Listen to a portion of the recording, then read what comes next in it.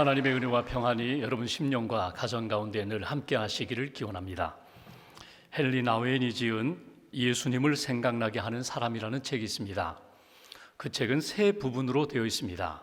첫 번째 부분은 다른 사람을 치료하는 사람, 두 번째 부분은 다른 사람을 지탱케 해주는 사람, 붙들어주고 그리고 지탱하는 사람, 그리고 세 번째는 다른 사람을 인도하는 사람. 이런 모습이 곧 예수님의 사역의 모습이라는 것입니다.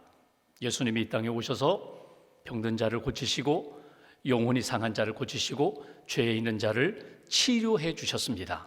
함께 해 주셨습니다. 붙들어 주셨습니다. 그리고 생명과 의의 길로 인도해 주셨습니다.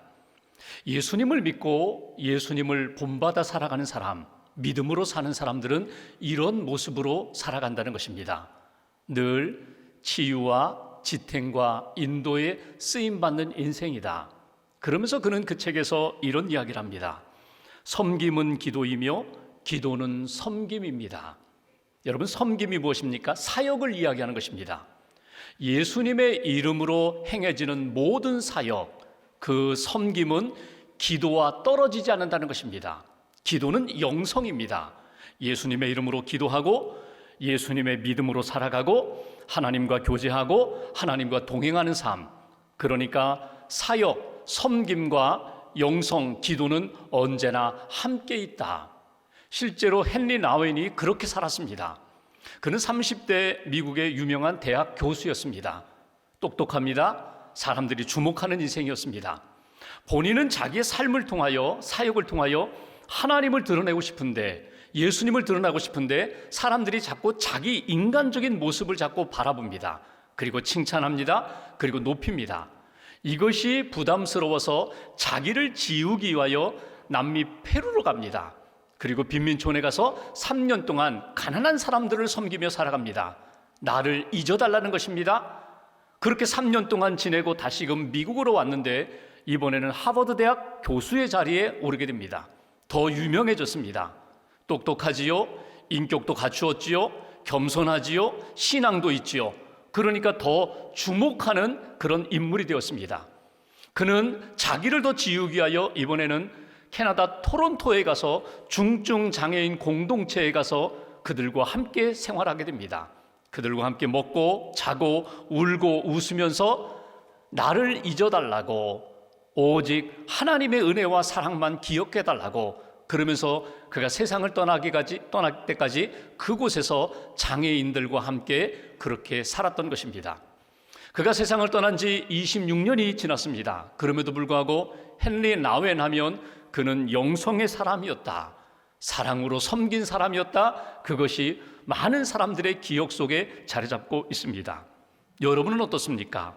사람들이 나를 볼 때 무슨 생각이 날까? 사람들이 나를 보면서 누구를 떠올릴까?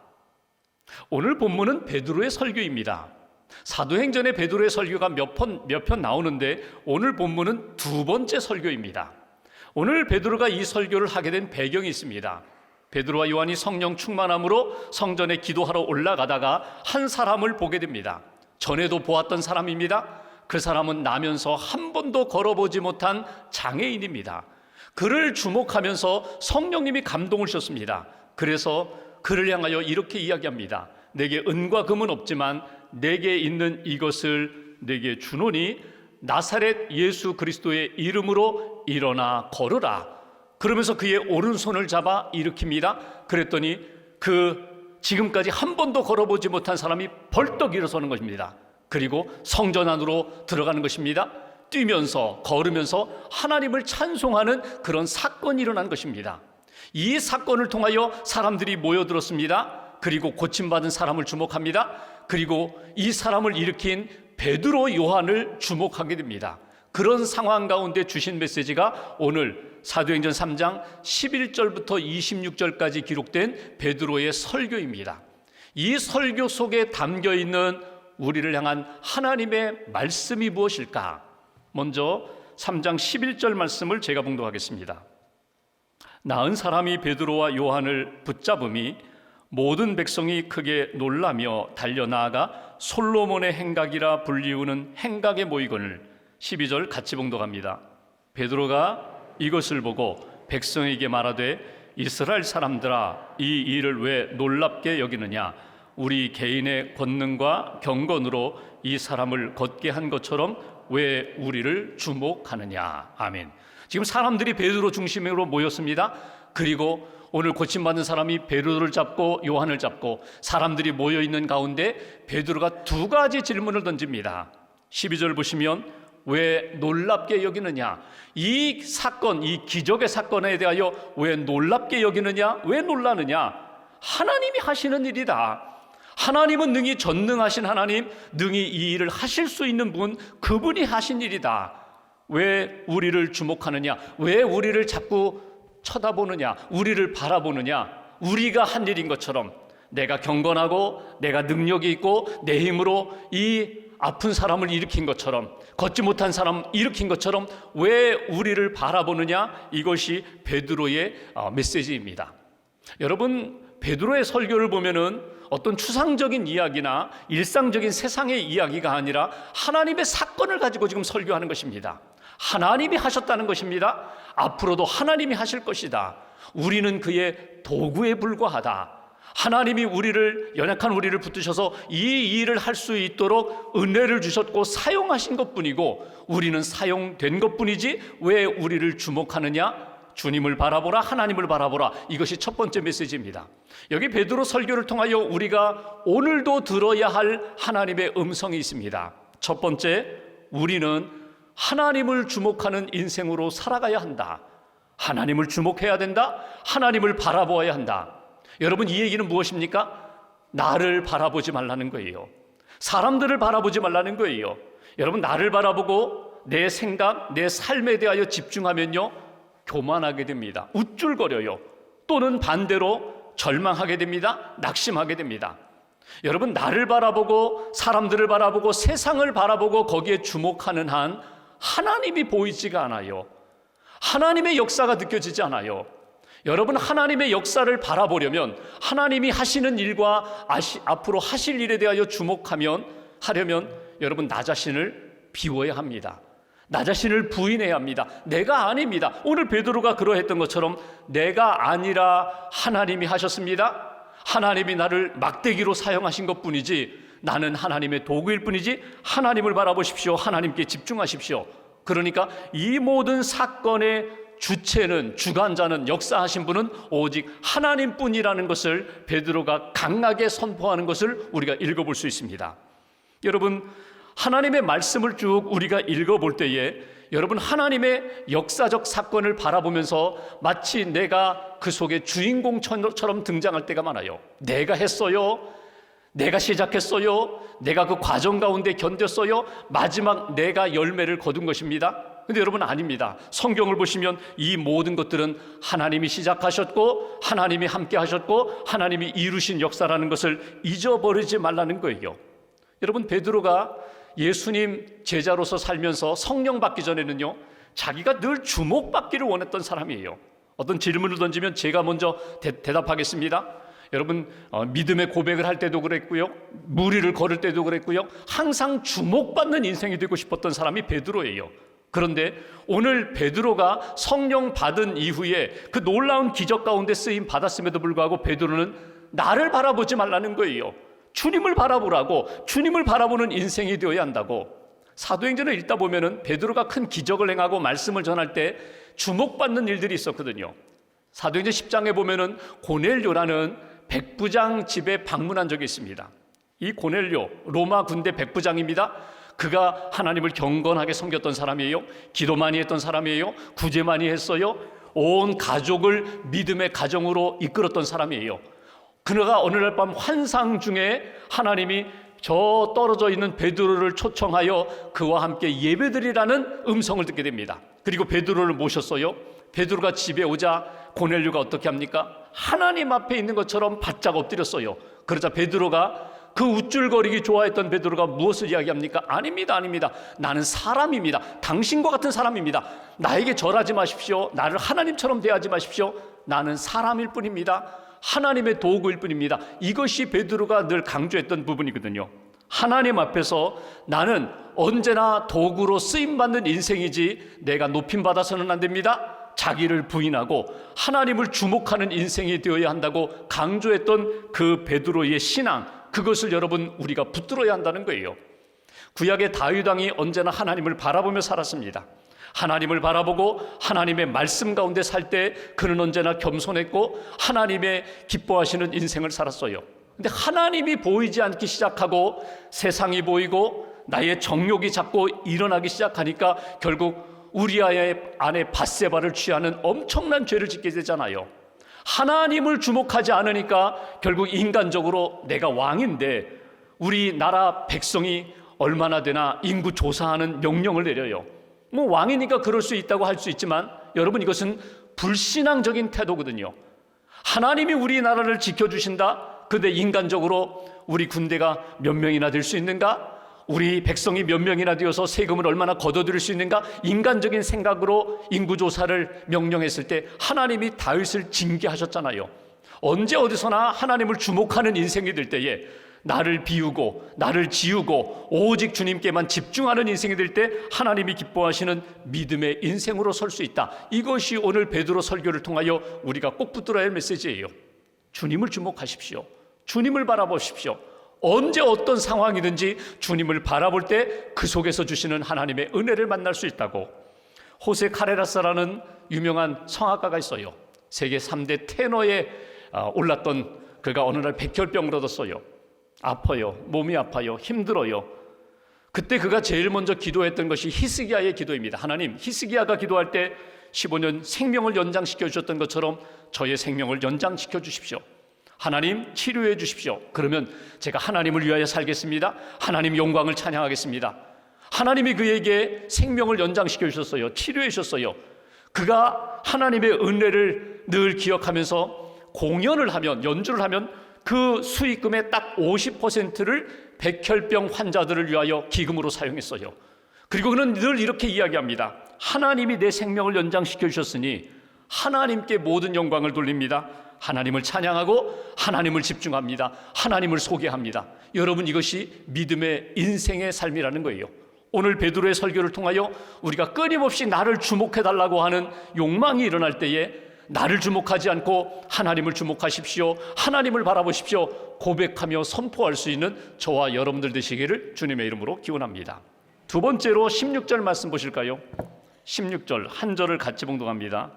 그 이름을 믿음으로 그 이름이 너희가 보고 아는 이 사람을 성하게 하였나니 예수로 말미암아 난 믿음이 너희 모든 사람 앞에서 이같이 완전히 낫게 하였느니라. 아멘. 여기 16절 한 절에 담겨있는 중요한 두 개의 단어가 있어요. 하나는 이름이라는 단어고요, 또 하나는 믿음으로, 믿음이라는 단어예요. 예수의 이름을 믿음으로 이 사람이 고침을 받게 되었다는 거예요. 여러분 보십시오. 나사렛 예수 그리스도의 이름으로 일어나 걸으라 라고 했을 때 베드로 안에 있었던 예수 이름에 대한 능력, 그 믿음이 있었거든요. 예수 그리스도의 이름으로 명할 때에 하나님의 능력이 나타난 것들을 확신했었거든요. 그리고 일으켰어요. 그랬더니 그 이름을 믿었던 그가 회복이 되는 거예요. 일어나는 거예요. 근데 정작 깜짝 놀란 건 누군지 아세요? 베드로 자신입니다. 내가 예수님의 이름을 믿고 예수님의 이름의 능력을 믿지만 정말 이 믿음으로 내가 선포하고 붙들어 줄 때, 그리고 그 믿음을 가질 때 어떤 사람도 예수님의 이름의 능력을 체험할 수 있다는 것을 바라보면서 베드로 자신도 깜짝 놀라게 됩니다. 그 이름을 주목하라, 그 이름을 붙들어라, 그 이름을 믿어라. 이 얘기 뭡니까? 예수 이름, 예수님이 함께 하신다, 예수님의 능력이 있다, 예수님의 회복하심이 있다, 치유하심이 있다, 예수님이 붙들어 주신다. 오늘 우리에게도 그 믿음을 놓치지 말라고 베드로는 우리에게 강하게 설교를 합니다. 두 번째, 오늘 이 사건을 통하여 우리가 붙들어야 할 메시지가 있어요. 오늘도 언제 어디서든지 예수의 이름을 믿고 살아가는 인생, 그것이 하나님의 사람의 모습이라고, 예수의 이름을 믿고 선포하며 사는 인생이 되라고, 이것이 오늘 우리에게 주시는 메시지입니다. 예수의 이름을 믿으라. 여러분 사도행전을 보면 끊임없이 그 얘기가 나오거든요. 예수의 이름을 믿을 때 귀신이 나갑니다. 예수님의 이름으로 선포할 때 귀신이 나가고 병든 자가 치유함을 받고 가정이 구원함을 받고 병약한 자가 회복이 되고 예수님의 이름으로 굽어졌던 것들이 옳게 되고 어두웠던 것들이 밝은 것들로 빛으로 채워지는 그런 역사. 근데 오늘 16절을 보시면 이 믿음이 어디에서 출발되었는가? 16절 다시 한번 보십시오. 중반부에 보면 이런 표현이 나와요. 예수로 말미암아 난 믿음. 출발이 어디라고요? 예수님으로부터 시작된 믿음. 예수님이 우리에게 약속으로 주신 그 복음 안에서 시작된 믿음이 예수의 이름을 믿는 그 믿음의 중심이 된다는 거예요. 그러면 이렇게 생각할 수 있죠. 아니, 예수님으로부터 시작되지 않은 믿음도 있습니까? 있어요. 나로부터 시작된 믿음도 있어요. 내 생각으로부터 시작됐고 내 경험으로부터 시작됐고 또 내가 가지고 있는 지식, 내가 가지고 있는 힘으로부터 시작된 믿음. 그러니까 나로부터 시작된 믿음이 있거든요. 여러분 때로는 명상도 좋다고 하고 뭐 이렇게 훈련, 자기 훈련, 개인 훈련하는 것도 좋다고 하고 그러면 내 안에서 뭐 다 비우면 맑아진다, 뭐 새로운 에너지가 생긴다. 여러분 성경은 우리에게 분명히 이렇게 말씀합니다. 나로부터 나오는 믿음, 나로부터 이루어지는 구원은 없다고 성경은 말씀합니다. 하나님으로부터 부어지고 하나님이 선물로 주신 믿음, 하나님으로부터 예수님으로부터 내게 임한 믿음이 너를 구원하고 너를 치유하고 너를 회복하는 것이지 나로부터 나오는 그 믿음은 너를 구원할 수 없다고. 아무리 똑똑하고 아무리 경험이 많고 아무리 능력이 있어도 나로부터 시작된 믿음은 나를 구원할 수 없다는 것, 이것을 오늘 베드로는 분명히 이야기합니다. 예수로 말미암아 난 믿음이 너를 구원한다. 그 예수 그리스도로부터 난 믿음, 그 이름을 붙잡고 하나님 앞에서 살아갈 때에 병든 자가 치유받은 것처럼 내 인생이 새로워진다고. 오늘 우리에게 주시는 두 번째 베드로의 설교를 통하여 들어야 할 메시지가 있어요. 하나님, 오늘도 우리가 부족하고 연약하지만 믿음의 기도로 하나님 앞에 나가기로 합니다. 예수의 이름을 붙잡고 담대히 믿음으로 선포하고 믿음으로 기도하고 그 이름의 능력을 체험하며 사는 하나님의 사람이 되게 해달라고. 한순간도 놓치지 말고 내 입술에, 내 손에 예수님의 이름을 고백하며 선포하며 붙잡고 사는 하나님의 사람들 되시기를 주님의 이름으로 기원합니다. 마지막 하나 19절 말씀, 오늘 요절 말씀입니다. 19절 함께 봉독합니다. 그러므로 너희가 회개하고 돌이켜 너희 죄 없이 함을 받으라. 이같이 하면 새롭게 되는 날이 주 앞으로부터 이를 것이요. 아멘. 여기 보시면 그러므로라는 이야기가 뭡니까? 그러므로 회개하고 돌이키라. 왜 회개해야 되는지, 무엇을 회개해야 되는지 그 앞에 나와 있다는 거예요. 왜 이스라엘 백성들이 왜 죄 가운데 있었는지. 여러분, 이스라엘 백성들이 지은 죄가 뭐예요? 예수님을 알지 못했다는 거예요. 예수님을 부인했다는 거예요. 예수님을 십자가에 못 박았다는 거예요. 왜 이런 죄를 짓게 되었는가? 유대인들은 이렇게 생각했습니다.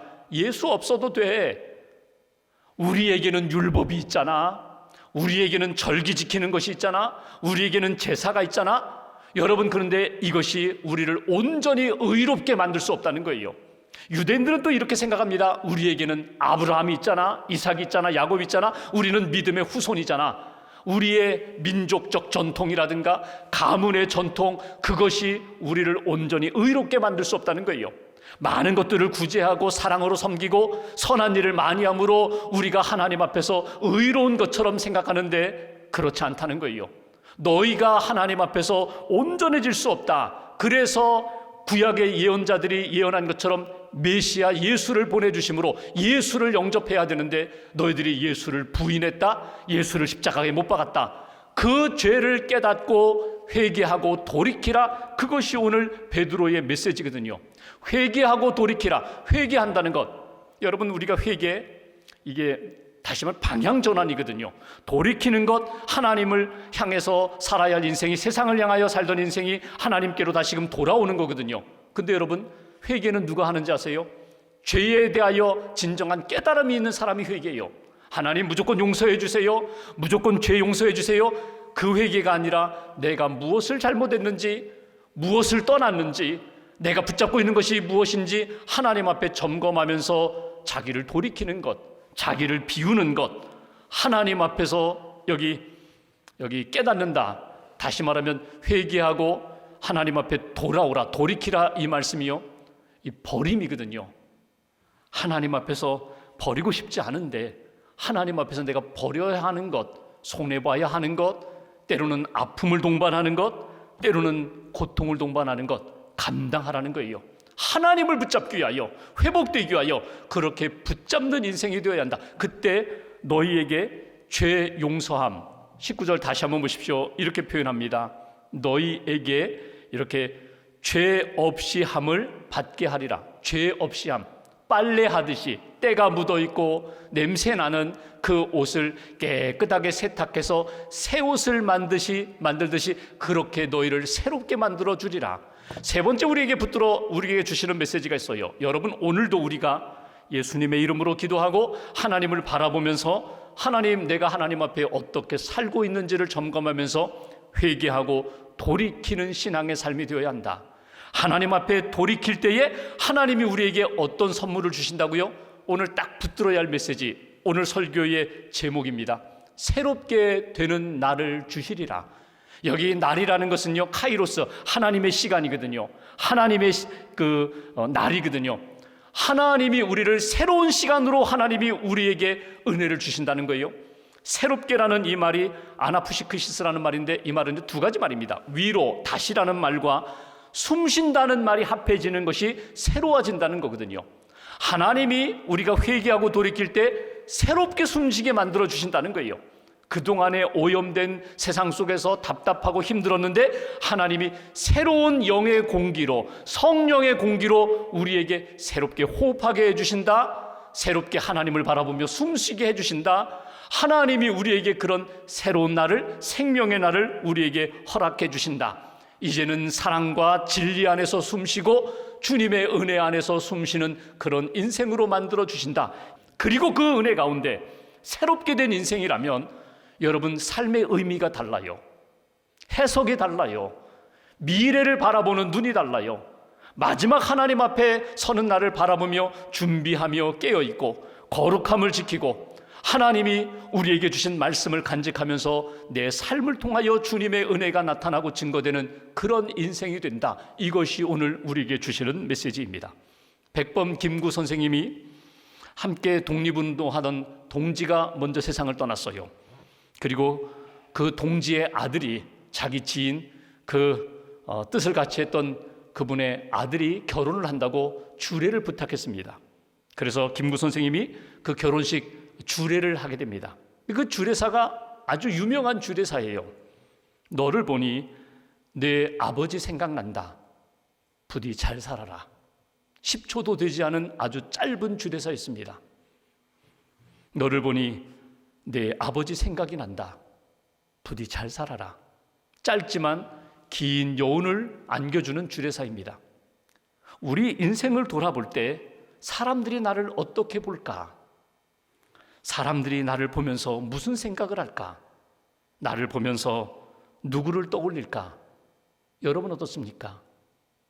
여러분을 바라보는 사람들의 시선, 사람들의 마음속에 무엇이 떠오를까? 여러분 생각하십니까? 당신을 보니 예수님 생각이 납니다. 당신과 이렇게 대화를 하다 보니 예수님의 말씀이 생각납니다. 당신이 이렇게 열심히 살고 주의 일을 감당하고 사랑하고 하나님 뜻 이루는 그런 삶을 사는 것을 보니 예수님의 모습이 보입니다. 이것이 그리스도인입니다. 하나님 앞에서 믿음이 있다고 하면서 하나님 보지 않고 세상만 바라보는 인생, 그 인생에서 돌이켜서 주님만 바라보는 인생, 예수의 이름을 믿고 예수님의 이름으로 기도하고 예수님의 이름으로 선포하고 예수님의 이름으로 붙들어주는 인생, 그리고 내 삶 속에서 언제나 하나님 앞에 거룩함을 지향하면서 회개하고 돌이키고 주님과 함께하는 인생, 나를 통하여 예수님이 나타나는 인생, 그것이 오늘 베드로의 설교를 통하여 우리가 붙들어야 할 메시지입니다. 한 주간 동안 예수님이 기뻐하시는 길을 걸어가면서 예수님의 향기가 되고 편지가 되고 예수님의 모습이 나타나는 그런 인생 살아가시기를 주님의 이름으로 기도합니다.